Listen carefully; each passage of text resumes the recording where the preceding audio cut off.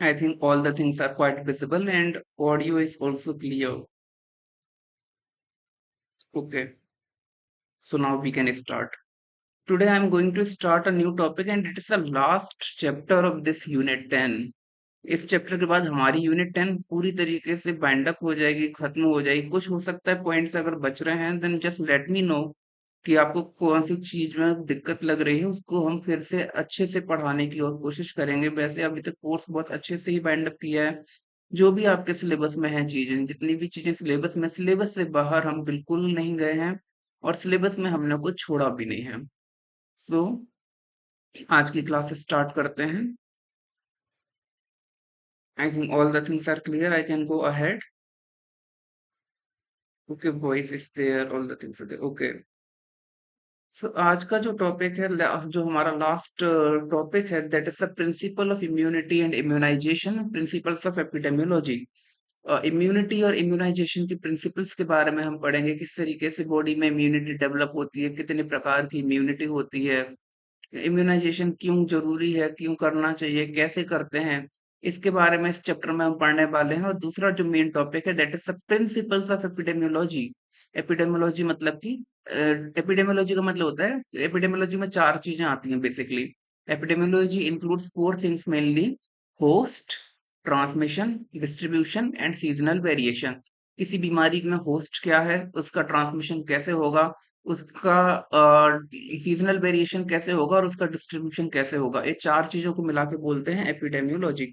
So principle of immunity and immunization, and next is the principles of epidemiology. So introduction.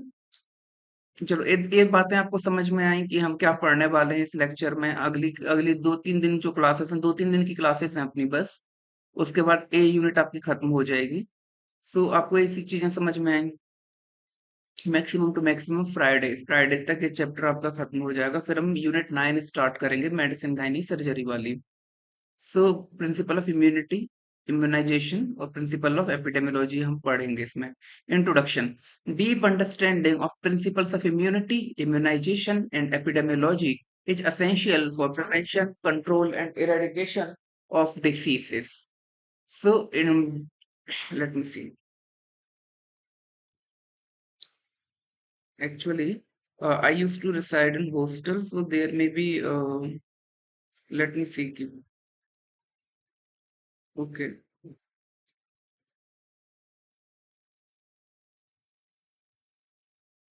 Deep understanding of principles of immunity, immunization and epidemiology is essential for prevention, control and eradication of diseases. किसी भी disease को रोकने के लिए, किसी भी disease के रोकथाम के लिए, उसको पूरी तरीके से इरेडिकेट करने के लिए, खत्म करने के लिए हमें प्रिंसिपल्स ऑफ इम्यूनिटी, इम्यूनाइजेशन और एपिडेमियोलॉजी के बारे में मालूम होना चाहिए। क्यों मालूम होना चाहिए? क्योंकि जब हमें यही नहीं पता कि ये बीमारी किस, जिसकी एपिडेमियोलॉजी में हम क्या पढ़ेंगे, उसका ट्रांसमिशन। अब हमें ये नहीं मालूम कि ये बीमारी कैसे फैलती है, तो हम उसको कैसे रोकेंगे? अब जैसे कोई बीमारी फैलती है, कीड़े किसी मक्खी से फैल रही है। अब हमें मालूम नहीं है कि ये बीमारी इस मक्खी से फैल रही है, तो जब तक हम उस मक्खी की पॉपुलेशन को कंट्रोल नहीं कर लेंगे अपने क्षेत्र में, हमारा जो एनिमल पशु परिसर जो है, जहाँ पे हमारे एनिमल रहते हैं, गौशाला या जो भी शेड, जहाँ पे एनिमल फार्म, जहाँ पे हमारे एनिमल्स रहते हैं, वहां पर जब तक हम उस मक्खी की पॉपुलेशन को नहीं रोक लेंगे, तब तक हम उस बीमारी को खात्मा नहीं कर सकते। इसीलिए हमको इनकी डीप अंडरस्टैंडिंग की जरूरत है। इम्यूनिटी। अब हमें मालूम है कि ये बीमारी इस वैक्सीन से रुक सकती है, तो हम वो वैक्सीन यूज करेंगे। अगर हमें नहीं मालूम होगा तो हम कैसे उस बीमारी को वैक्सीन के जरिए रोक पाएंगे? इसी कारण बस these are some reasons, that's why there is a high need of the deep understanding of principles of immunity, immunization and epidemiology, because this deep understanding helps in the prevention, control and eradication of diseases. यहाँ तक बातें समझ में आई? आगे बढ़े। Principles of immunity. अब एक एक करके, पहले हमने क्या, हमारा मेन टॉपिक था principle of immunity, principle of immunization, principle of epidemiology. अब हम एक एक करके टॉपिक आगे लेके स्टार्ट करते हैं। सो प्रिंसिपल्स ऑफ इम्यूनिटी। इम्यूनिटी क्या होता है? हिंदी मतलब रोग प्रतिरोधक क्षमता। जैसे कि कोई भी डिसीज अगर आ रही है, तो उसके रोकने की हमारे शरीर के अंदर कितनी एबिलिटी है, कितनी क्षमता है, कैपेबिलिटीज हैं हमारे के। एनिमल की बात करें तो एनिमल के अंदर कितनी कैपेबिलिटीज है कि उसको बीमारी ना हो या कम से कम हो, इसको बोलते हैं immunity. Immunity is body's ability to protect itself from pathogenic microorganisms and foreign substances. जो पैथोजेनिक माइक्रो ऑर्गेनिजम्स हैं, ऐसे माइक्रो ऑर्गेनिज्म जो कि बीमारी फैलाते हैं या फिर कोई फॉरेन सब्सटेंस, उन तो उनके लिए जो उनसे बचाने की जो बॉडी की क्षमता है उसको बोलते हैं इम्यूनिटी। प्रिंसिपल्स ऑफ इम्यूनिटी की बात करें तो immunity is body's ability to protect itself from pathogenic microorganisms and foreign substances. Body की एबिलिटी कि वो खुद को बचा सकती है पैथोजेनिक माइक्रो ऑर्गेनिज्म से और फॉरेन सब्सटेंस। फॉरेन सब्सटेंस का क्या मतलब है? जैसे कि हमने कोई गलती से एनिमल ने कोई पॉइजन खा लिया या फिर कुछ भी ऐसी चीज कोई भी फॉरेन सब्सटेंस उसकी बॉडी में चला गया, तो उससे बचाने के लिए जो बॉडी की कैपेबिलिटीज हैं उसको बोलते हैं इम्यूनिटी, रोग प्रतिरोधक क्षमता। So immunity is body's ability to protect itself from, body को बचाने की जो कैपेबिलिटीज हैं पैथोजेनिक माइक्रो ऑर्गेनिज्म और फॉरेन सब्सटेंस है उसी को बोलते हैं immunity. Immune system functions in two main ways. Immune system दो तरीके से मिलकर कार्य करता है। इम्यून सिस्टम के कार्य करने के दो तरीके हैं। पहला तो है इन्नेट इम्यूनिटी और दूसरा है अडेप्टिव इम्यूनिटी। अब इसके बारे में डिटेल में जाने से पहले मैं कुछ चीजें समझा दूं कि इन्नेट इम्यूनिटी मतलब कि वो जो बाई बर्थ होती है, बचपन से ही जो पैदा होते ही जो हमारे शरीर में, एनिमल के शरीर में जो इम्यूनिटी होती है उसको बोलते हैं इन्नेट इम्यूनिटी। इन्नेट इम्यूनिटी मतलब जो बाई बर्थ होती है, जैसे कि कोई भी अगर बच्चा जन्मेगा, कोई भी पशु के बच्चा होगा तो उसके त्वचा होगी ही होगी, त्वचा रहित तो जानवर नहीं पैदा होगा। जो त्वचा जो होती है वो कई सारे ऑर्गेनिज्म से बचाती है, कई सारे इन्फेक्शन से बचाती है। दूसरी होती है अडेप्टिव इम्यूनिटी। अडेप्टिव इम्यूनिटी वो इम्यूनिटी है जो कि पैदा होने के बाद हमारे शरीर में विकसित होती है। पशु के शरीर में जो इम्यूनिटी पैदा होने के बाद विकसित होगी वो है अडेप्टिव इम्यूनिटी। और जो इम्यूनिटी पशु शरीर में बचपन से ही उपस्थित होती है, उपलब्ध होती है, उसको कहते हैं इन्नेट इम्यूनिटी। तो ये बात समझ में आई। अब इसके बारे में हम डिटेल में देखेंगे। इन्नेट इम्यूनिटी डिस्क्रिप्शन में है कि innate non specific immunity. Innate है, इन्नेट का मतलब होता है बाई बर्थ, तो बाई बर्थ है।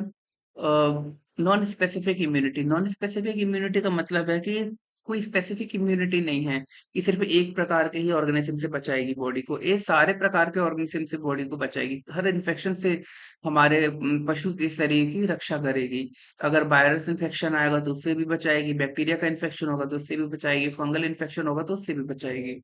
सो it is a non specific immunity, किसी भी प्रकार के इन्फेक्शन से बचाएगी। कोई ऐसा नहीं है कि किसी स्पेसिफिक बीमारी से ही बचाएगी, किसी टीबी से बचाएगी या फिर पीपीआर से ही बचाएगी, ऐसा नहीं है। ये हर प्रकार की बीमारी से, हर प्रकार के इन्फेक्शन से बचाएगी। That's why the innate immunity is known as non specific immunity. ये भी एक इम्पोर्टेंट बात है क्योंकि इम्यूनिटी के जब क्वेश्चंस आते हैं, ऑब्जेक्टिव आते हैं, तो बहुत ही सीरियसली हम लोग इस चैप्टर को नहीं लेते एक्चुअली। और जब इसके क्वेश्चंस आते हैं तो वो थोड़ा सा गलत होने का चांस ज्यादा रहता है। So it's a non specific immunity, it's a innate immunity. और थर्ड पॉइंट जो इम्पोर्टेंट है वो है कि bodies first line of defence. Body की ये फर्स्ट लाइन ऑफ डिफेंस है। फर्स्ट लाइन ऑफ डिफेंस का क्या मतलब होता है कि बॉडी को सबसे पहले सुरक्षा प्रदान करती है। जैसे कि अगर बॉडी में कोई इन्फेक्शन आएगा तो सबसे पहले यही इम्यूनिटी उसको मिलेगी। और जैसे कि मान लीजिए कि वायरस का इन्फेक्शन आया, अब वायरस सबसे पहले या तो हमारी पशु की त्वचा से होकर गुजरेगा। त्वचा क्या है, इम्यूनिटी इम्यूनिटी पे देती है। या फिर वो कहाँ से जाएगा कि मान लो कि वो डायरेक्ट सांस के रास्ते गया, तो सांस में जब गया तो उसको म्यूकस मेम्ब्रेन मिलेगी। म्यूकस मेम्ब्रेन मिलेगी, लंग्स की म्यूकस मेम्ब्रेन होगी या फिर ट्रेकिया मेम्ब्रेन होगी। तो जो म्यूकस मेम्ब्रेन होगी वो भी तो इम्यूनिटी प्रोवाइड करती है। वो कौन सी इम्यूनिटी प्रोवाइड करती है? वो करती है इन्नेट इम्यूनिटी प्रोवाइड। तो ये बॉडी की फर्स्ट लाइन ऑफ डिफेंस है। फर्स्ट लाइन ऑफ डिफेंस का क्या मतलब होता है कि जब भी कोई भी इंफेक्शन बॉडी में आएगा तो सबसे पहले उसको यही इम्यूनिटी मिलेगी। या फिर बॉडी की भी सबसे पहले रक्षा कौन करती है? तो इन्नेट इम्यूनिटी करती है। तो ये तीन बातें समझ में आई। इन्नेट इम्यूनिटी को इन्नेट क्यों बोलते हैं? क्योंकि वो बाई बर्थ होती है। नॉन स्पेसिफिक क्यों बोलते हैं? क्योंकि वो हर प्रकार के इन्फेक्शन से बचाती है, कोई भी स्पेसिफिक इन्फेक्शन से अकेले नहीं बचाती। Body first line of defence है। बॉडी का फर्स्ट लाइन ऑफ डिफेंस इसको बोला गया। क्यों? क्योंकि सबसे पहले अगर कोई भी खतरा आता है, कोई भी इन्फेक्शन आता है, तो सबसे पहले यही इम्यूनिटी है जो कि पशु को बचाती है। अब इसकी फीचर्स देखें तो स्किन, स्किन बाई बर्थ होती है। म्यूकस मेम्ब्रेन भी पैदा होते ही पशु शरीर में उपलब्ध होती है। फेगोसाइट्स जैसे कि मैक्रोफेजेस और न्यूट्रोफिल्स भी शरीर में पैदा होने के समय उपलब्ध होते हैं। NK cells natural killer sales हैं जो कि, और कॉम्प्लीमेंट सिस्टम माइक्रोबायोलॉजी में आपने अच्छे से पढ़ा होगा कि कॉम्प्लीमेंट्री सिस्टम शरीर में उपलब्ध होता है जो कि इन्फेक्शन से बचाने का कार्य करता है। फिर वो उसके कई सारे टाइप हैं जैसे क्लासिकल कॉम्प्लीमेंट सिस्टम, करंट में जो चल रहा है अभी रिसेंट अडेप्टिव कॉम्प्लीमेंट सिस्टम, इस तरीके के कई प्रकार के कॉम्प्लीमेंट सिस्टम है। उसकी डिटेल में हम नहीं जाएंगे, बस हमें ये मालूम होना चाहिए कि जो कॉम्प्लीमेंट सिस्टम है, कॉम्प्लीमेंट सिस्टम जो है वो क्या है, एक इन्नेट इम्यूनिटी का एग्जाम्पल है, उदाहरण है। Rapid response but no long term memory. अब ये रैपिड रिस्पॉन्स तो देती है इन्नेट इम्यूनिटी, जैसे ही इन्फेक्शन आएगा तुरंत ही रोकेगी इन्फेक्शन को। ऐसा नहीं है कि आपको आज इन्फेक्शन आया तो 10 दिन बाद ही रोकने के लिए कोई कदम उठाएगी, ऐसा नहीं होगा। सो इन्नेट इम्यूनिटी का रिस्पॉन्स तो रैपिड होता है but no long term memory, लेकिन इसमें मेमोरी कोई लॉन्ग टर्म नहीं होती, लॉन्ग टर्म मेमोरी इसमें नहीं होती। So rapid response but no long term memory. No long term memory का मतलब है कि अगर आज इन्फेक्शन आए तो इसके अंदर जिसकी कोई मेमोरी नहीं बनती कि जिसकी आज इसने इन्फेक्शन को रोका तो कल ये 10 गुना ज्यादा शक्ति से इन्फेक्शन को रोकेगी या फिर नहीं रोकेगी, इस प्रकार की कोई भी मेमोरी इनिट इम्यूनिटी में प्रेजेंट नहीं होती। सो रैपिड रिस्पॉन्स है but no long term memory.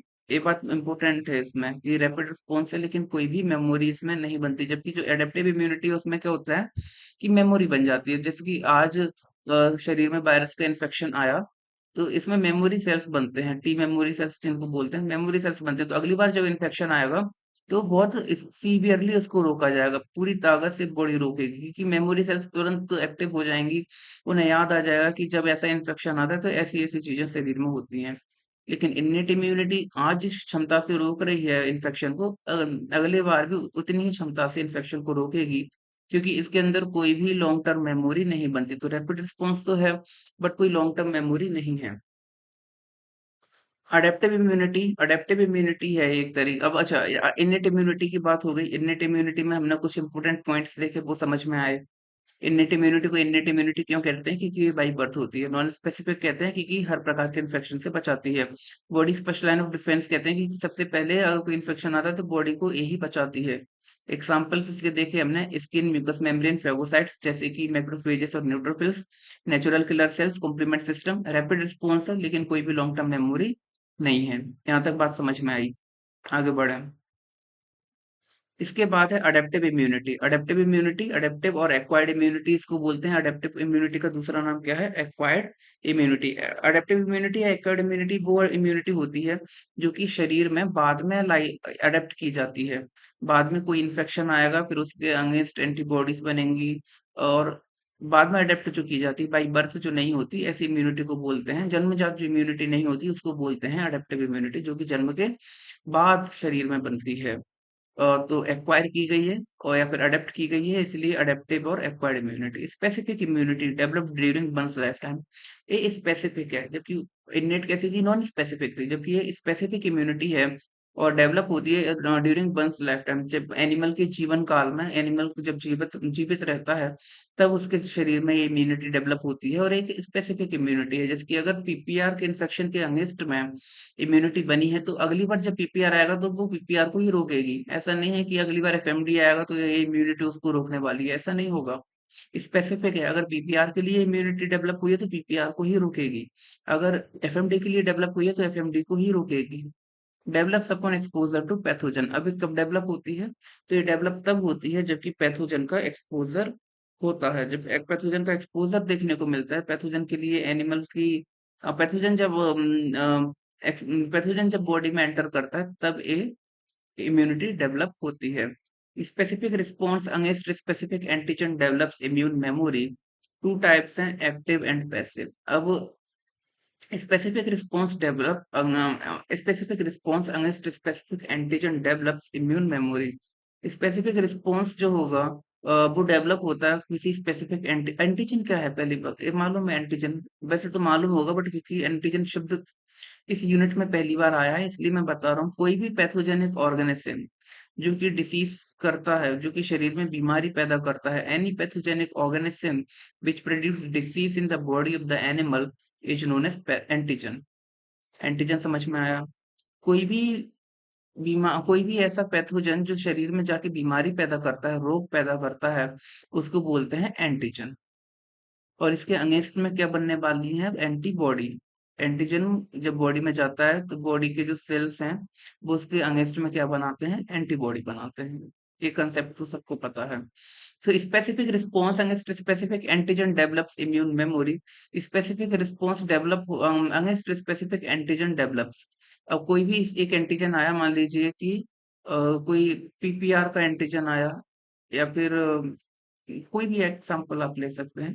PPR का एंटीजन गया बॉडी में, पीपीआर का एंटीजन जब जाएगा तो उसकी वजह से एक रिस्पॉन्स पैदा होगा, एक स्पेसिफिक रिस्पॉन्स पैदा होगा, और वो एक इम्यून मेमोरी डेवलप होगी। इम्यून मेमोरी डेवलप होने का क्या मतलब है? जैसे कि पीपीआर का एंटीजन अगर बॉडी में गया तो उसके अगेंस्ट जो रिस्पॉन्स होगा, उसके अगेंस्ट जो रिस्पॉन्स में एंटीबॉडीज बनेंगी और साथ में मेमोरी सेल्स बनेंगी, तो अगली बार जब उसका इन्फेक्शन आएगा तो बॉडी को पता रहेगा कि इस तरीके का इन्फेक्शन है, मेमोरी सेल्स एक्टिव होंगी और एंटीबॉडीज पहले से ही हैं, और स्पीड से एंटीबॉडी बनने लगेंगी और पहली स्टेज में इन्फेक्शन को रोक दिया जाएगा। तो स्पेसिफिक रिस्पॉन्स डेवलप होता है स्पेसिफिक एंटीजन के अगेंस्ट, और जिसकी वजह से इम्यून मेमोरी डेवलप हो जाती है। अब इसके दो प्रकार हैं, एक्टिव और पैसिव। एक्टिव और पैसिव के बारे में डिटेल में आज हम पढ़ने वाले हैं। यहाँ तक चीजें एकदम समझ में आई? आगे बढ़े हम। एक बार मैं देख लूं क्लास सही चल रही है क्या,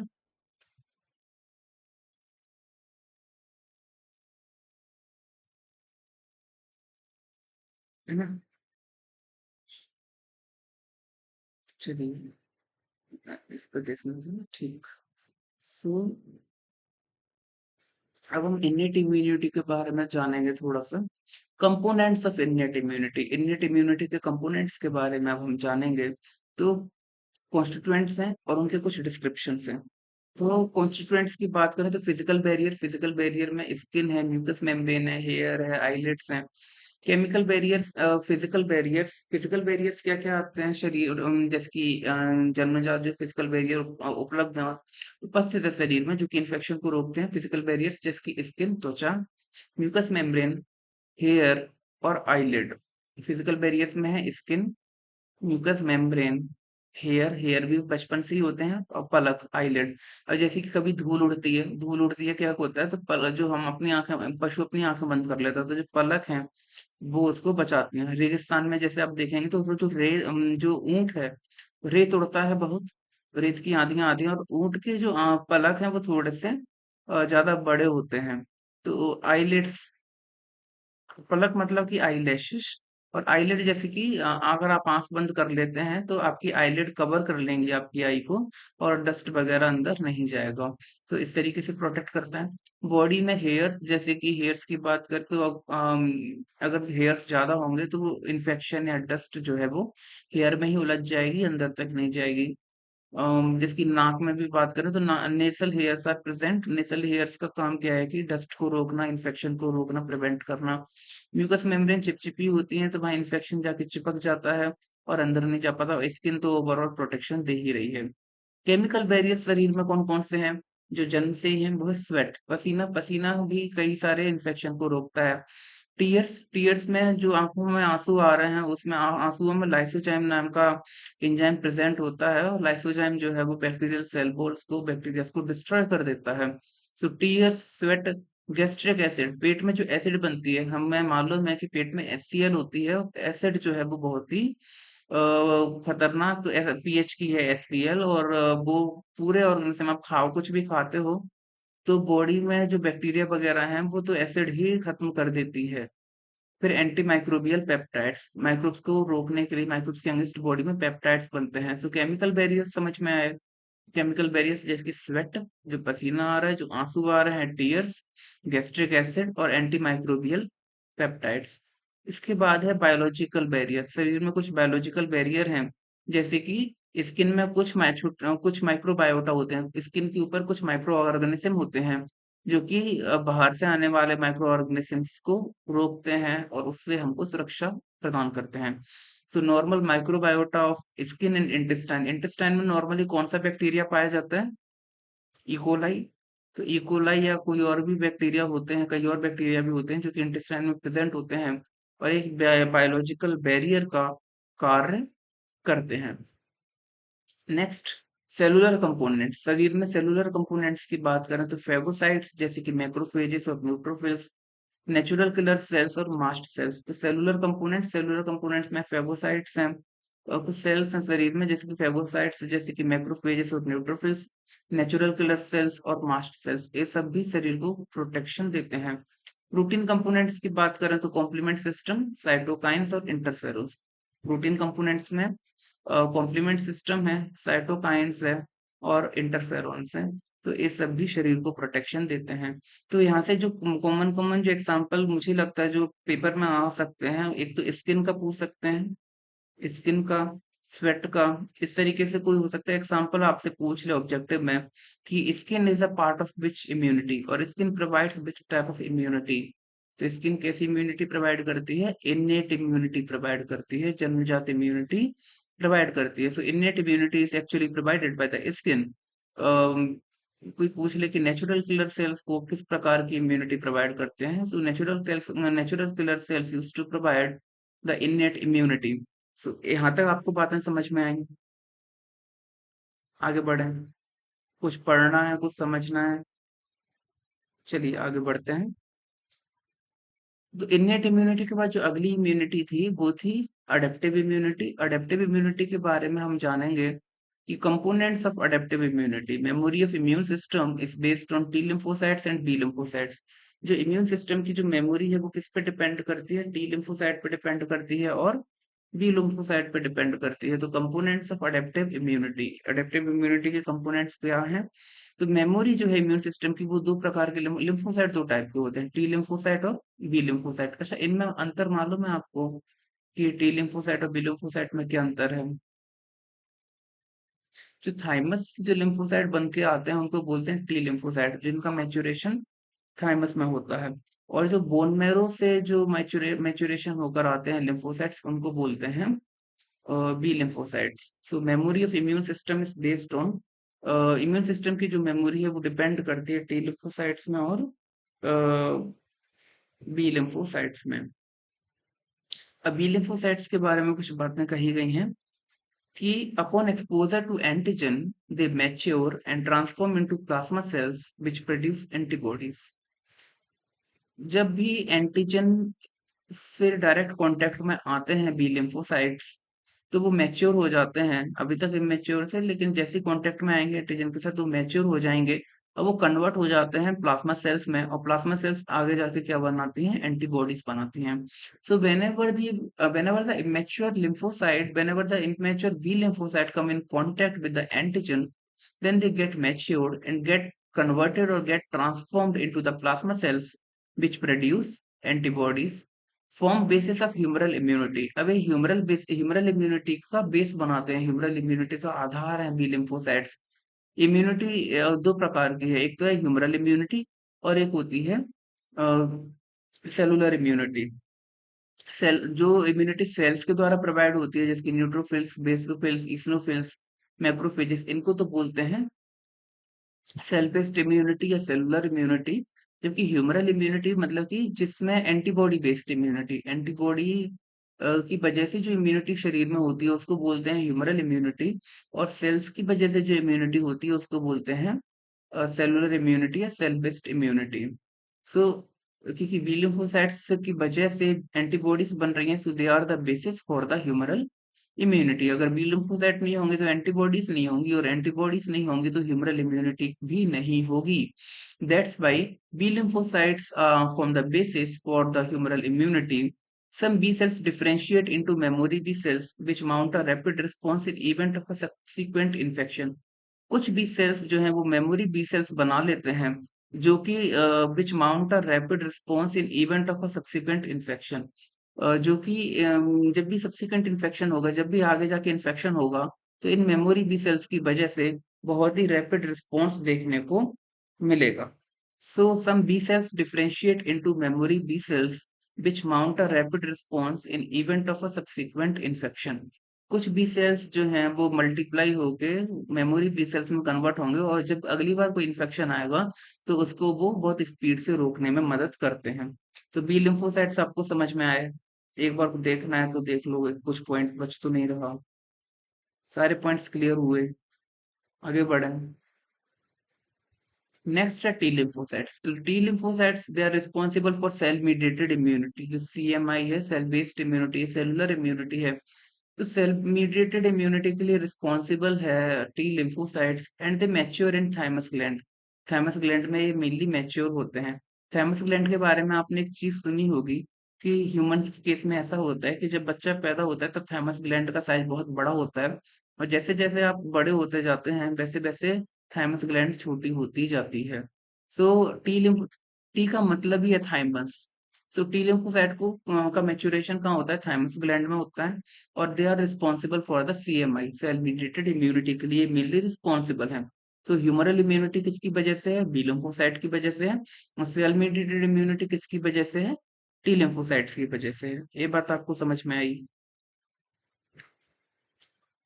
नेक्स्ट हम बात करें कि type of T cells. T cells के टाइप हमें मालूम होने चाहिए और उनके फंक्शंस हमें मालूम होने चाहिए। तो हेल्पर टी सेल्स में है, हेल्पर टी सेल्स का दूसरा नाम है CD4+। Activate other immune sales, इनका काम क्या है? हेल्प करते हैं दूसरे सेल्स को एक्टिवेट करने में ये हेल्प करते हैं। So helper T cells, they are the CD4+ actually. So CD4+ भी इनको बोलते हैं। They activate other immune cells, B cells, macrophages, और ये सीक्रेट करते हैं साइटोकाइंस को। सो हेल्पर टी सेल CD4+, ये एक्टिवेट करते हैं अदर इम्यून सेल्स को, बी सेल्स और मैक्रोफेजेस को, और सीक्रेट करते हैं साइटोकाइंस को। Cytotoxic T cells CD8+। Cytotoxic T cells जो होते हैं, साइटोटॉक्सिक टी सेल्स का दूसरा नाम क्या है? CD8+। ये डायरेक्टली डिस्ट्रॉय करते हैं। साइटोटॉक्सिक है, साइटोटॉक्सिक मतलब कि साइटो मतलब सेल और टॉक्सिक मतलब सेल के लिए जो टॉक्सिक है, तो सेल को मारता हो, सेल को जो मारता हो उसको बोलेंगे साइटोटॉक्सिक। सो साइटोटॉक्सिक टी सेल क्या करते हैं कि दे डायरेक्टली डिस्ट्रॉय इन्फेक्टेड सेल्स। जो इन्फेक्टेड सेल्स होते हैं, जो संक्रमित सेल्स होते हैं, उनको ये डायरेक्टली डिस्ट्रॉय कर देते हैं। They are effective against viral infections and cancer cells. Cancer के लिए और वायरल इन्फेक्शन के लिए ये बहुत अफेक्टिव है। Cytotoxic T cells CD8+ directly destroy infected cells, effective against viral infections and cancer cells. Helper T cells में CD4+ activate other immune cells, B cells, macrophages and secrete cytokines.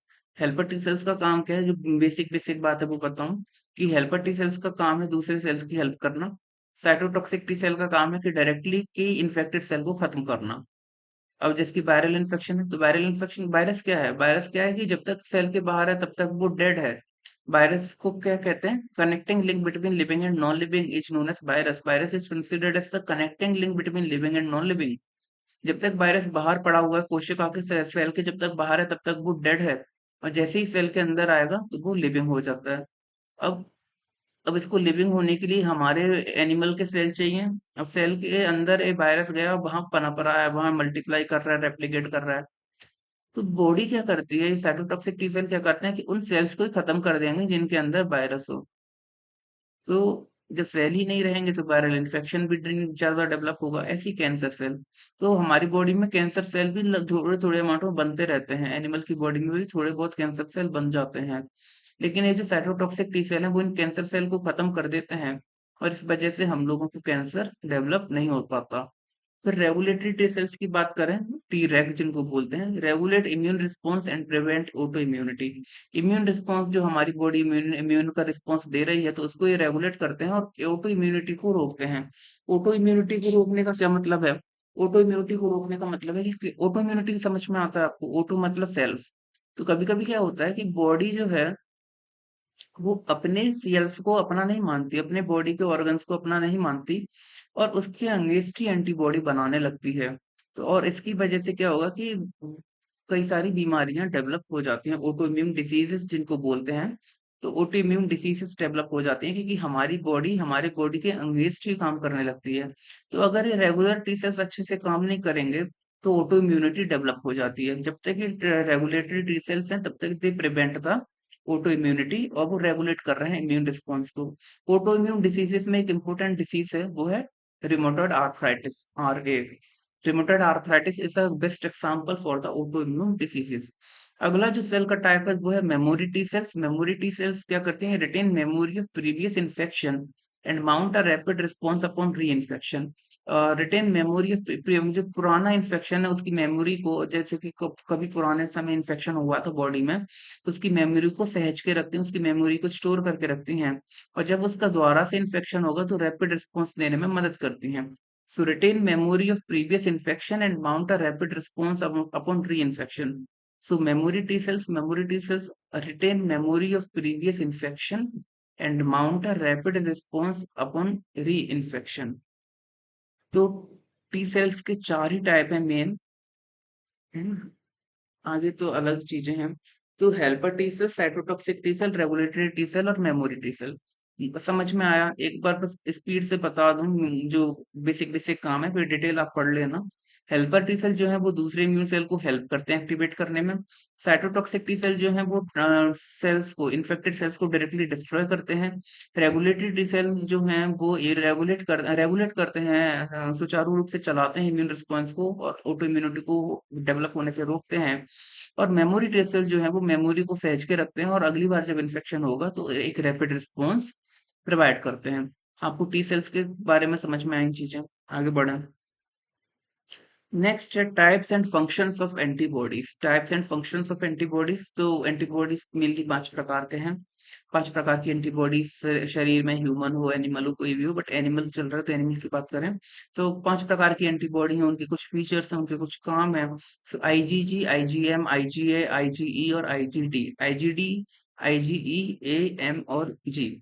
IgG जो है वो most abundant है, सबसे ज्यादा amount में पाई जाती है बॉडी में आईजीजी इम्यूनिटी, और एक प्लेसेंटा को भी क्रॉस कर सकती है। Placenta, it is a barrier between mother and foetus. माँ और बच्चे के बीच में जो एक बैरियर है प्लेसेंटा का, उसको एक क्रॉस कर सकती है। तो इसका मतलब क्या है कि बच्चे में इम्यूनिटी प्रोवाइड करती है, बच्चे के अंदर भी इम्यूनिटी प्रोवाइड करेगी आईजीजी। लॉन्ग टर्म इम्यूनिटी देगी, बहुत लंबे समय तक इसकी इम्यूनिटी चलती है। Neutralisation and opsonization.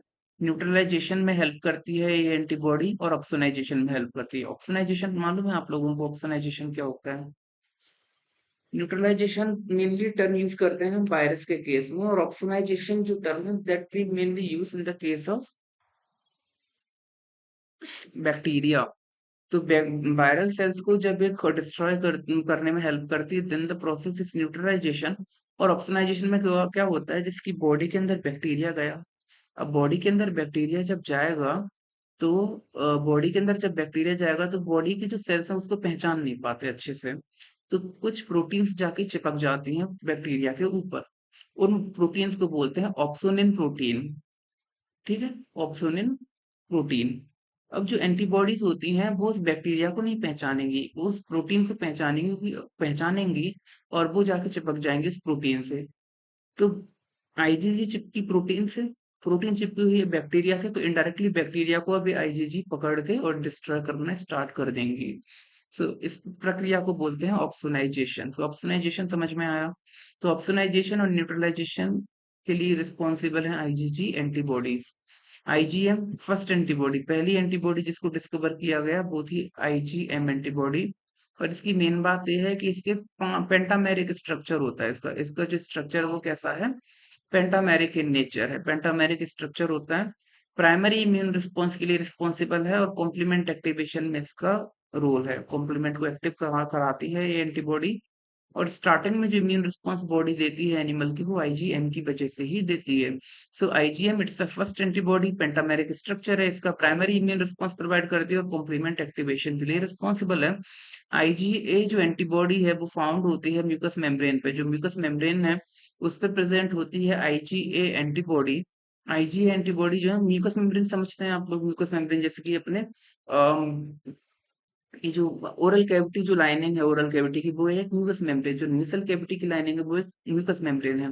तो ये जो म्यूकस मेम्ब्रेन है वो कहाँ प्रेजेंट, म्यूकस मेम्ब्रेन पर कौन सी एंटीबॉडी पाई जाती है?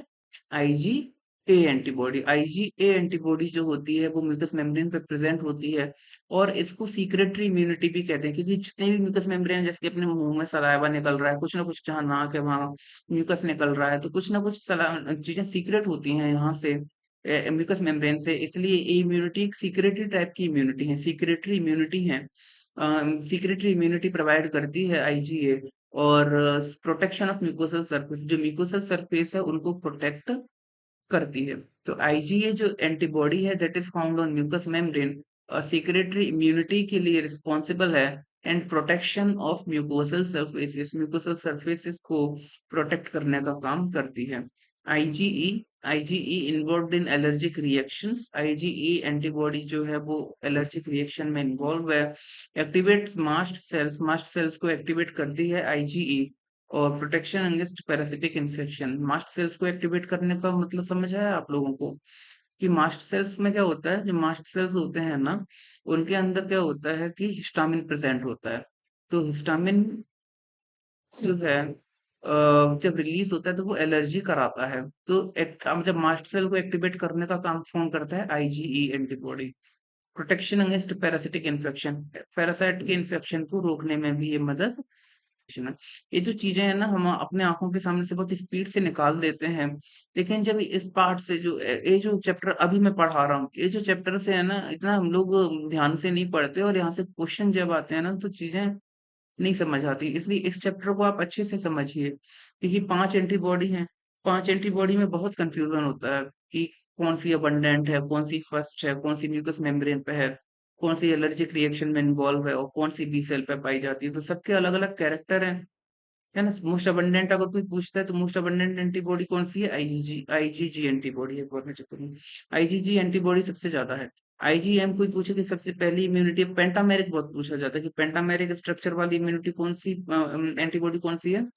तो पेंटामेरिक स्ट्रक्चर वाली जो एंटीबॉडी है वो है आईजीएम। सीक्रेटरी एंटीबॉडी पूछता है कोई, सीक्रेटरी एंटीबॉडी कौन सी है? तो आईजीए है। इसके बाद एलर्जिक रिएक्शन में एलर्जी के लिए कौन सी इम्यूनिटी, कौन सी एंटीबॉडी रिस्पॉन्सिबल है? तो आईजीई है। आई बी सेल वाला तो मैंने आज तक नहीं देखा क्वेश्चन में आते हुए। ये 4-5 पॉइंट जो मैंने बोले वही इंपॉर्टेंट है। तो यहाँ तक बातें क्लियर हुई आप सबको? Types and functions of antibodies important part है, छोड़ना नहीं है। ये जो चैप्टर पढ़ रहा है आपको अच्छे से करना है, जो पढ़ रहे हैं अपन लोग उसको अच्छे से करना है, क्योंकि यहाँ से क्वेश्चंस बनते हैं और बेसिक बनते हैं, लेकिन क्योंकि सीरियसली नहीं पढ़ते तो वो उस समय नहीं समझ आता कुछ भी। आगे बढ़े, चलिए आगे बढ़े। क्या बार बार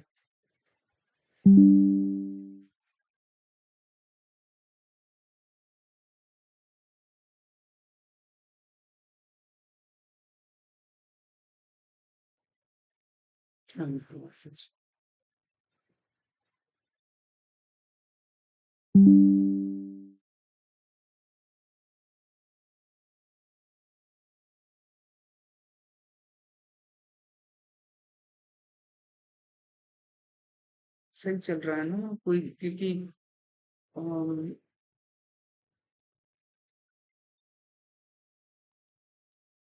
चलिए, passive immunity, when body is provided with preformed antibodies from external source, it does not produce them itself। जब बॉडी को पहले से बनी हुई एंटीबॉडीज मिलती हैं एक्सटर्नल सोर्स से, तो वो खुद उनको नहीं बनाती, और ऐसी इम्यूनिटी को बोलते हैं पैसिव इम्यूनिटी। और सब टाइप हैं इसके कुछ, नेचुरल पैसिव और आर्टिफिशियल पैसिव। नेचुरल पैसिव मतलब कि जो नेचुरल सोर्स से जो मिल जाती है उसको बोलते हैं नेचुरल पैसिव, और आर्टिफिशियल पैसिव जो कि अब बाहर से दे रहे हैं।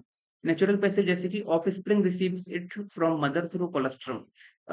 जिसको हिंदी में हम लोग, जो माँ का पहला दूध जिसको बोलते हैं, माँ का जो पहला दूध होता है, कीला, या जो भी हिंदी में बोला जाता है, सो माँ का जो पहला दूध होता है उसमें क्या है कि बहुत सारी एंटीबॉडीज प्रेजेंट होती हैं। तो ऑफ स्प्रिंग जब उसको पिएगा, पैदा होने के बाद जब बच्चा उस दूध को पीता है, तो उसमें उसको बहुत सारी एंटीबॉडीज मिल जाती हैं। तो नेचुरली मिली, अलग से हमने बाहर से कुछ नहीं दिया, बस कोलेस्ट्रम उसको पिलाया, उसको एंटीबॉडीज मिल गई। शॉर्ट टर्म की रहती हैं। बच्चे में एएफयूबी इसका यूज है, कोई भी मेनली इम्यूनोलॉजिकल मेमोरी इसमें कोई डेवलप नहीं होगा। थेरेपी में मेनली यूज है, जैसे कि सांप ने काट लिया तो हम तुरंत ही पैसिव इम्यूनिटी प्रोवाइड करेंगे और का जो जहर है उसके अगेंस्ट में एंटीबॉडी अवेलेबल हो जाएंगी। अब ऐसा तो नहीं है कि आज सांप ने काटा है तो हम वेट करें बॉडी हमारी की 7 से 8 10 बाद शरीर में एंटीबॉडीज बनेंगी और फिर प्रोटेक्शन मिलेगा। तब तक तो एनिमल ही नहीं बचेगा। तो हमें तुरंत ही एंटीबॉडी चाहिए, है ना? टिटनेस के झटके आ रहे हैं और तुरंत हम वेट करें कि 10 दिन बाद करेंगे, तो ऐसे नहीं हो सकता। कुछ चीजों में आपको तुरंत ही एंटीबॉडी चाहिए। तो वहां पे इसका बहुत थेरेपी में बहुत बड़ा रोल है। सो थेरेपेटिक पर्पस में अच्छा रोल है। रैपिड प्रोटेक्शन तुरंत ही बचाती है, ऐसा नहीं कि आज लगाया तो कल तक बचाएगी, तुरंत प्रोटेक्शन देगी, लेकिन कम टाइम के लिए है। और कोई मेमोरी भी डेवलप नहीं होती। जैसे एक बार सांप ने काट लिया तो आपने इंजेक्शन लगाया, फिर अगली बार सांप ने काट लिया तो आप सोचें कि इंजेक्शन लग सकता है तो काम हो जाएगा, ऐसा नहीं होगा। अगर आज सांप ने काटा है और आपने इंजेक्शन लगा लिया है, आपको मतलब एंटीबॉडी मिल गई है, और 10 दिन बाद सांप काटेगा तो फिर से आपको एंटीबॉडी लगानी पड़ेगी। तो ये इसके कुछ कैरेक्टर्स हैं। तो आज का जो मेन टॉपिक था वो मैंने यहाँ तक बाइंड अप किया। अब आगे, आज मैंने जैसे बोला था कि हम रोज 2-5 मिनट ऑब्जेक्टिव से रिलेटेड चीजें पढ़ा करेंगे। तो आज मैं एक नया जो टॉपिक लेके आया हूँ, that is types of hyper sensitivity. Types of hyper sensitivity में type 1, type 2, type 3, type 4, type 5 5 प्रकार की हाइपर सेंसिटिविटी हैं। एनाफाइलेक्टिक, अब इनके नाम आते हैं एक्चुअल में इनके नाम आते हैं कि टाइप 1 टाइप की हाइपर सेंसिटिविटी जो है वो कैसी है, टाइप 2 नाम की टाइप की कैसी है, टाइप 3 टाइप की कैसी है। तो टाइप 1 जो हाइपर सेंसिटिविटी है that is anaphylactic in nature. Type 2 जो है वो साइटोटॉक्सिक है। साइटोटॉक्सिक मतलब जो सेल्स को मारती है। एनाफाइलेक्टिक मालूम है आपको? एनाफाइलेक्सिस मतलब कि तुरंत ही बहुत सीवियर रिएक्शन शो होता है, तो उसको बोलते हैं जिसकी मक्खी ने काटा तो बहुत जल्दी रिएक्शन शो हुआ, तो उसको बोलते हैं एनाफाइलेक्टिक। एनाफाइलेक्टिक शॉक में एनाफाइलेक्टिक जो हाइपर सेंसिटिविटी है तो उसमें डेथ भी हो सकती है, और डेथ होने का खतरा भी रहता है। जैसे कि कई लोगों को एलर्जी होती है, क्या बोलते हैं, कौन सी, दमा दमा बीमारी बोलते हैं ना जिसको, दमा की बीमारी है। एलर्जी मतलब पोलन ग्रेन से एलर्जी होती है, तो पोलन ग्रेन अगर आएंगे तो वो छींकने लगेंगे, खांसने लगेंगे, बहुत उसको प्रॉब्लम होगी, तो उसको बोलते हैं एना, जस्ट सेकंड, एनाफाइलेक्टिक।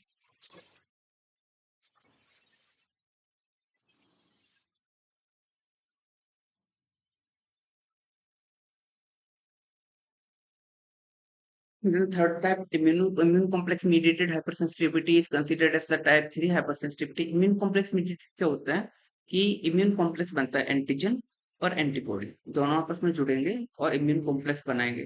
तो उसकी वजह से हाइपरसेंसिटिविटी जो होती है उसको बोलते हैं इम्यून कॉम्प्लेक्स हाइपरसेंसिटिविटी। सेल्स हैं जैसे कि मैक्रोफेजेस हैं, न्यूट्रोफिल्स हैं, इन सेल्स की वजह से जो हाइपरसेंसिटिविटी होती है that is known as cell mediated hypersensitivity. और एक होती है स्टिमुलेटिंग हाइपरसेंसिटिविटी।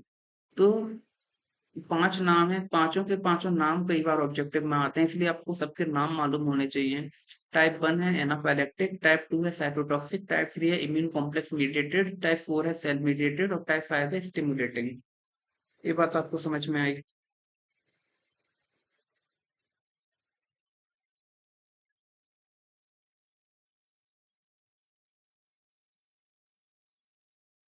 अच्छा, चीजें सही चल रही है ना?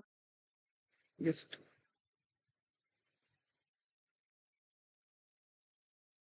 है ना, एकदम सब सही चल रहा है, कोई भी दिक्कत नहीं आ रही है। कोई भी दिक्कत आया करे ना तो जस्ट मुझे पता, एक्चुअल में चल नहीं पाती ये चीजें क्योंकि जो भी है।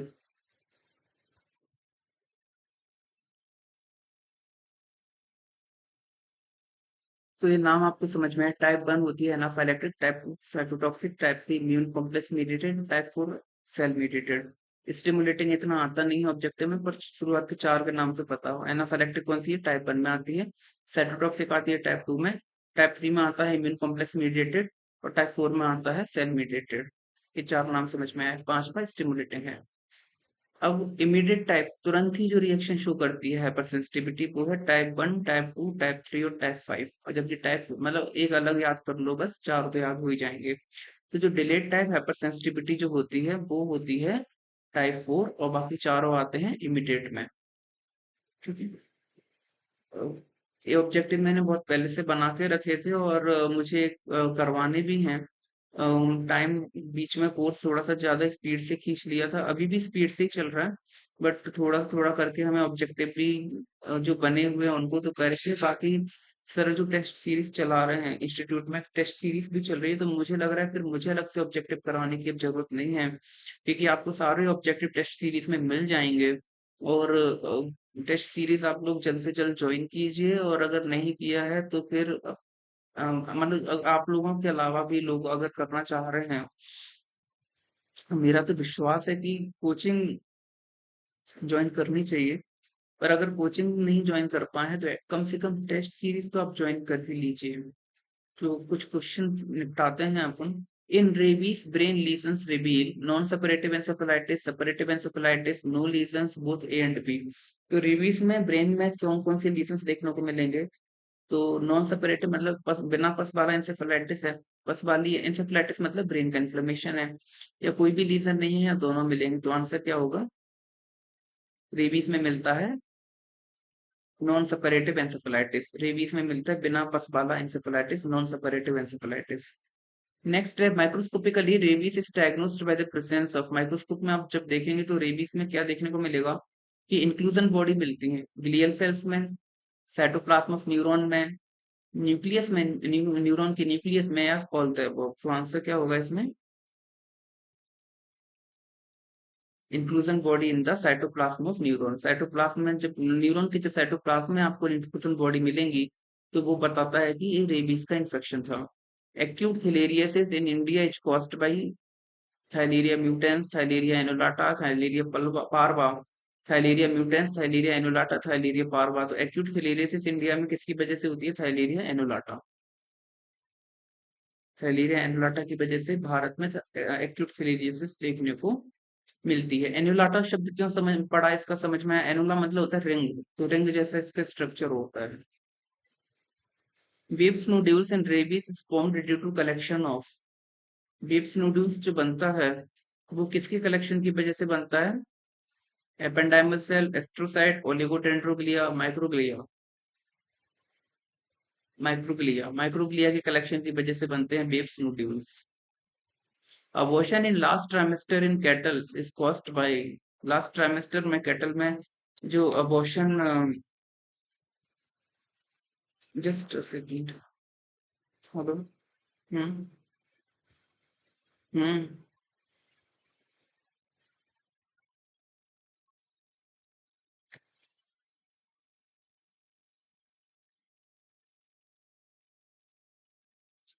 Abortion in last trimester in cattle is caused by. Last trimester में कैटल में अबॉर्शन किससे होता है? तो ट्रैकोमोनास से नहीं होगा, फर्स्ट में होता है उससे। विब्रियो में सेकंड से, तो ब्रुसेल्ला में, ब्रुसेल्ला में जो इन्फेक्शन होता है वो लास्ट ट्राइमेस्टर में देखने को मिलता है। Mixed granulomatous inflammation does not occur in. Mixed granulomatous inflammation किस में नहीं होता? मिक्स वाला किस में नहीं होगा? सो एस्परजिलोसिस, एस्परजिलोसिस में मिक्स्ड ग्रेनुलोमेटस इन्फ्लेमेशन नहीं होता। Hemorrhages at the tip of proventricular gland is a feature of which disease? Proventricular gland की जो टिप्स पे है उस पे जो हेमरेज पाए जाते हैं वो कौन सी डिसीज के फीचर हैं? प्रोवेंट्रिकुलर ग्लैंड की टिप्स पे कौन से जो हेमरेजेस पाए जाते हैं, पिन पॉइंट हेमरेजेस, वो कौन सी डिसीज में मिलते हैं? आरडी, रानीखेत डिसीज में। Tuberculin reaction is. ट्यूबरकुलिन अभी पढ़ी थी हमने, 5 प्रकार की हाइपर सेंसिटिविटी। टाइप 4 में आता है, डिलेड हाइपर सेंसिटिविटी है ना टाइप 4, उसमें आती है ट्यूबरकुलिन रिएक्शन। अगर आप आज इंजेक्शन लगाओगे तो 2 से 3 दिन बाद आपको स्वेलिंग देखने को अच्छी खासी मिलेगी। तो tuberculin reaction is delayed hyper sensitivity.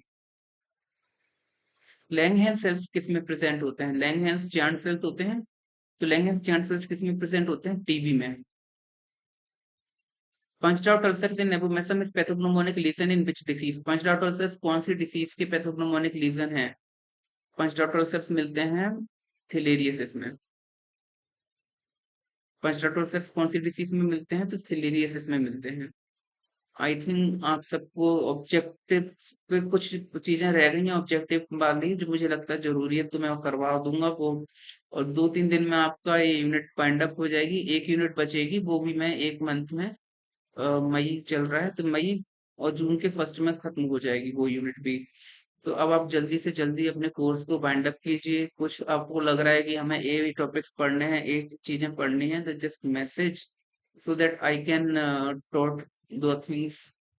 और जो भी दिक्कत आ रही है let me know so that I can improve. Okay, thanks to all of you.